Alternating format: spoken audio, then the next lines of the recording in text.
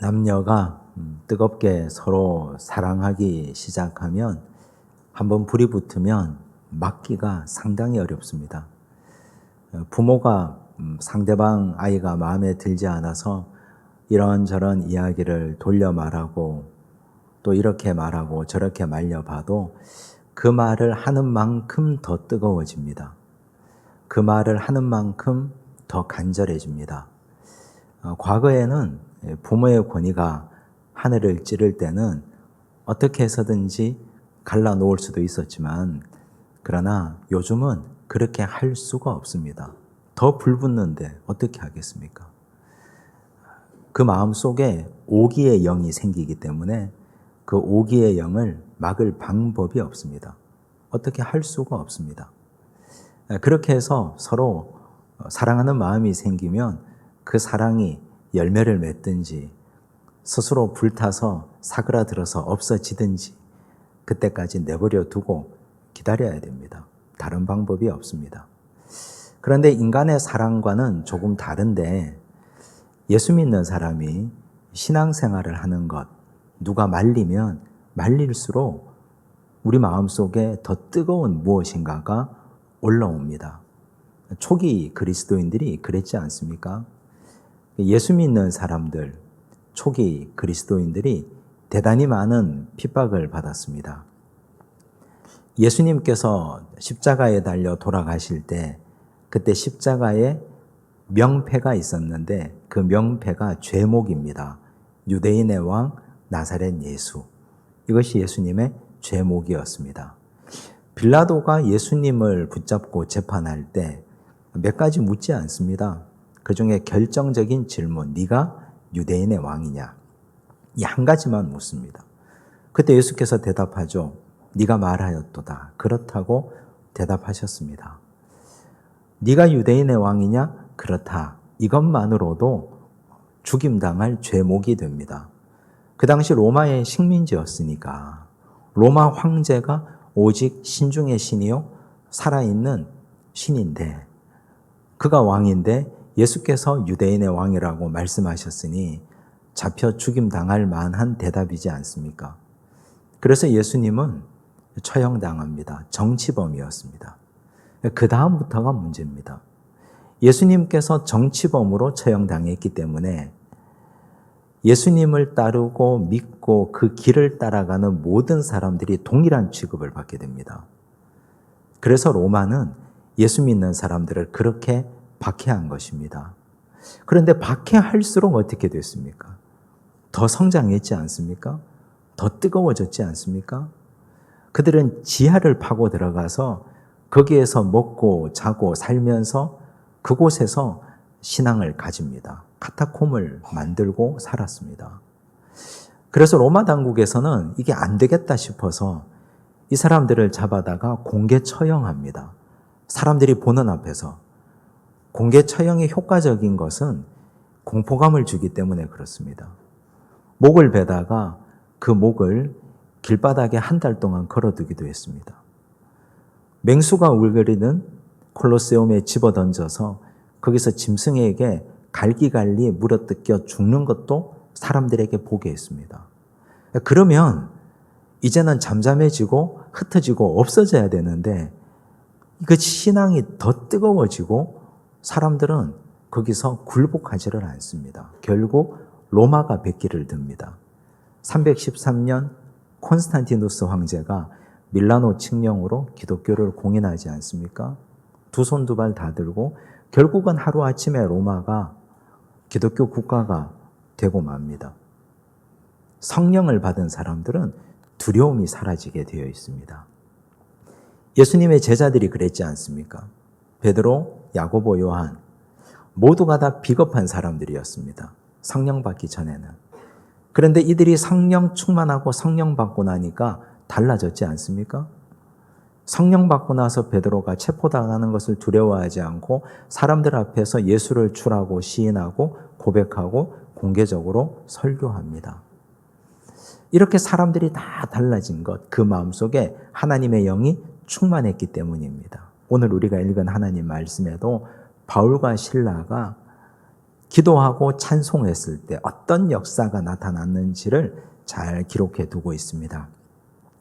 바울과 실라가 2차 선교 여행에 발을 딛고 그들이 유럽으로 건너가서 첫 번째 만난 성이 빌립보 성입니다.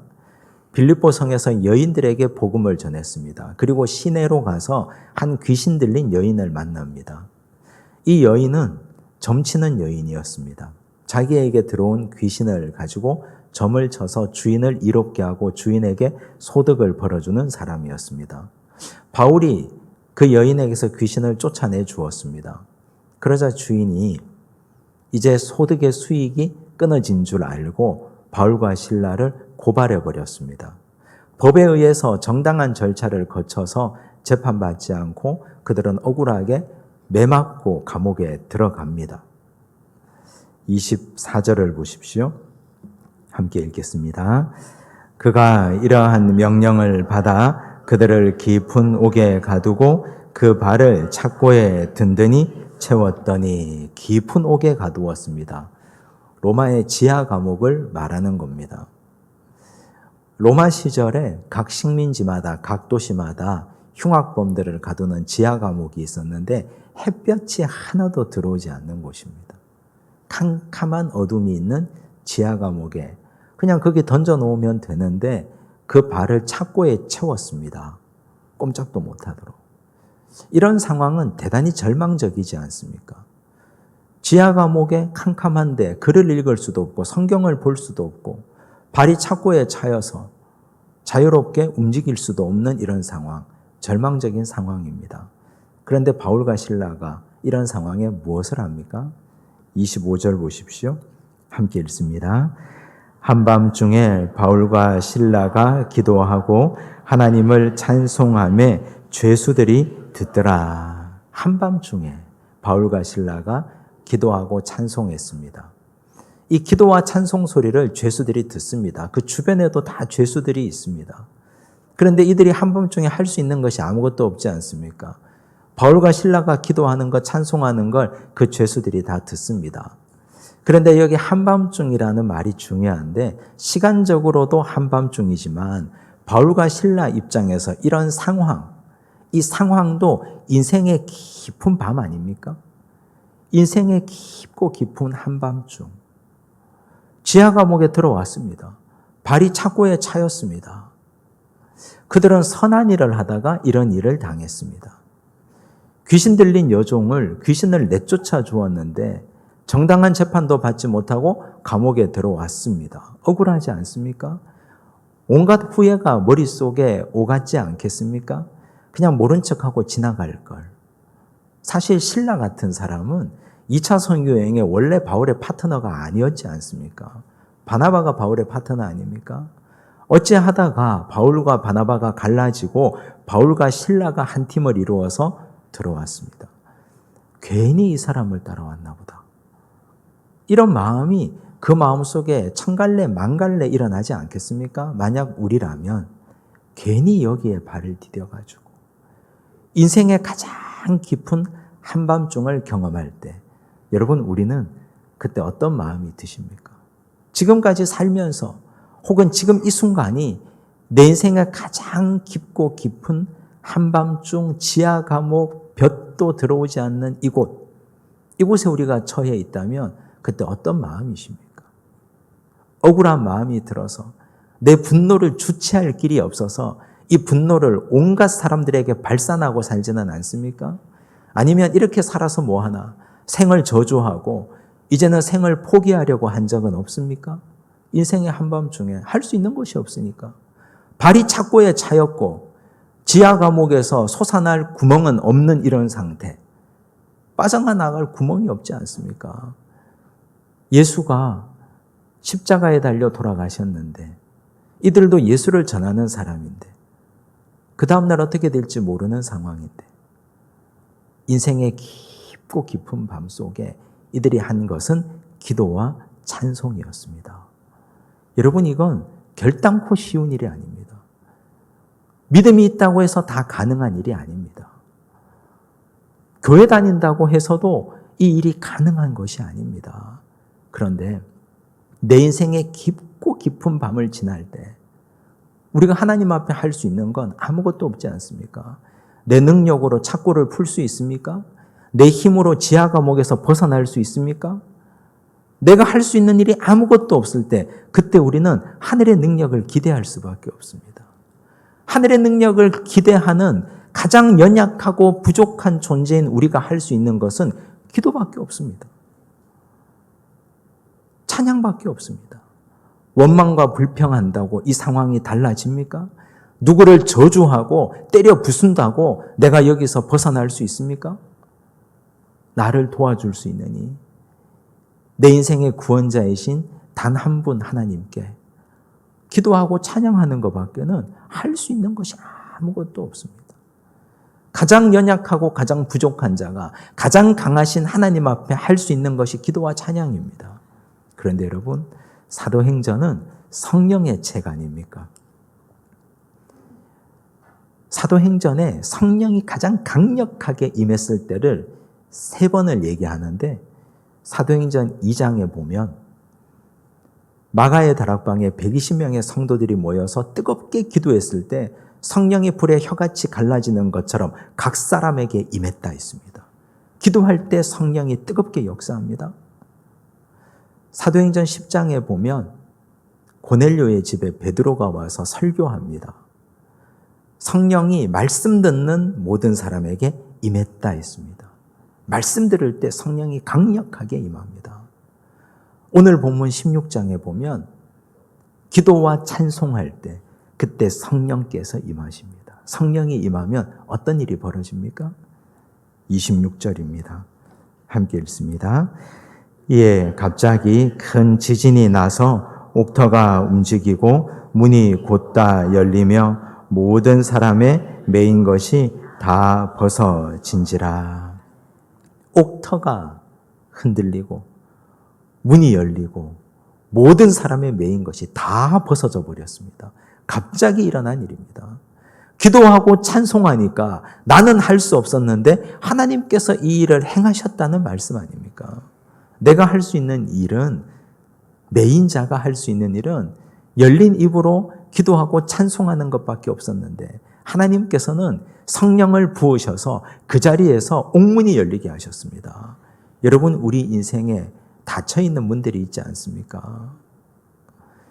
나 스스로 나를 가두고 있는 답답한 문들도 있고 환경이 나를 가두고 있는 옥문이 있고 열고 싶은데 열리지 않는 문들이 얼마나 많습니까? 그래서 우리는 환경을 탓하고 주변을 탓하는데 오늘 이 자리에 잘 오셨습니다. 우리가 여기서 부족하고 연약해도 할 수 있는 것 기도밖에 없는데 이 기도가 가장 강력한 무기입니다. 그러면 하나님께서 하늘의 문을 여시고 옥문을 여시고 우리의 매여 있는 것들을 다 풀어줄 줄로 믿습니다. 죄에 매여 있다면 회개하면 됩니다. 내 인생 실패에 매여 있다면 다시 하늘의 능력을 덧입고 다시 한번 힘차게 나가면 됩니다.